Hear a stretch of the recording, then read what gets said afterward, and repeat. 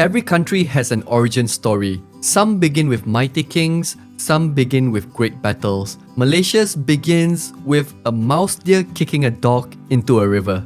I'm completely serious. This is the story of Melaka, the kingdom that started it all. Around the year 1400, a prince named Parameswara was having a terrible century.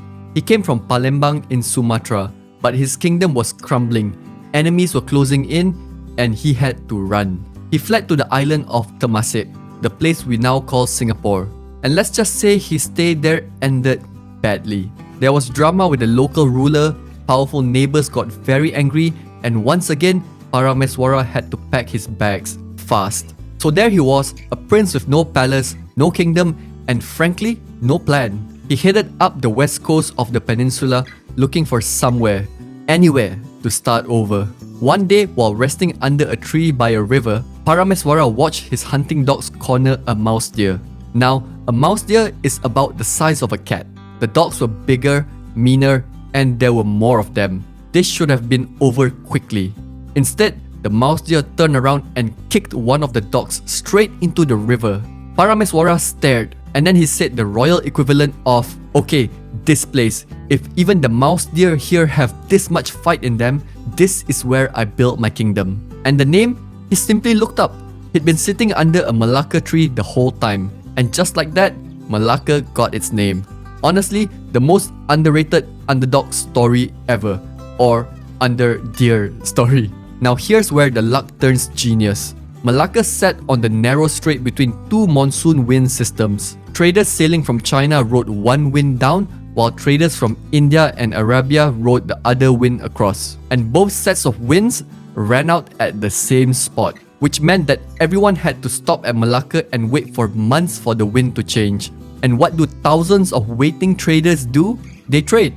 The little river village exploded into one of the busiest ports on earth. It's said that you could hear more than 80 languages on Melaka's docks. It was basically the world's noisiest and most multicultural pasar malam ever. For about 100 years, Melaka was the place. The Sultanate grew rich and powerful. Islam spreaded through the region from here. The Malay language became the language of trade across Southeast Asia.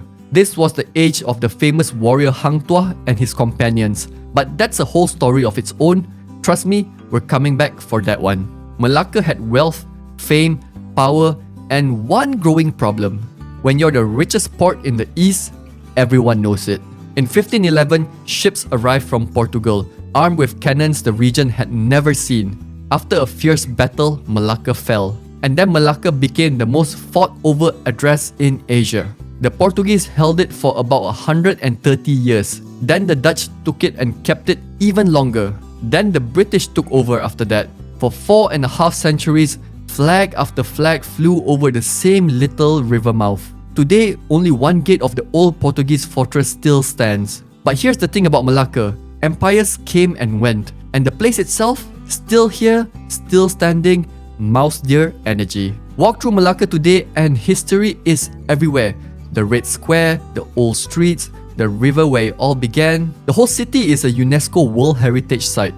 And the royal lines of Melaka, when the city fell, they didn't vanish. They spread, founding new sultanates across the peninsula, which means that the kingdom that began under a tree is woven into the story of almost every Malaysian state that came after. So that's Melaka, a runaway prince, a very brave mouse deer, the right tree, and the right winds. Sometimes history isn't made by the biggest, just the boldest. See you at the next story.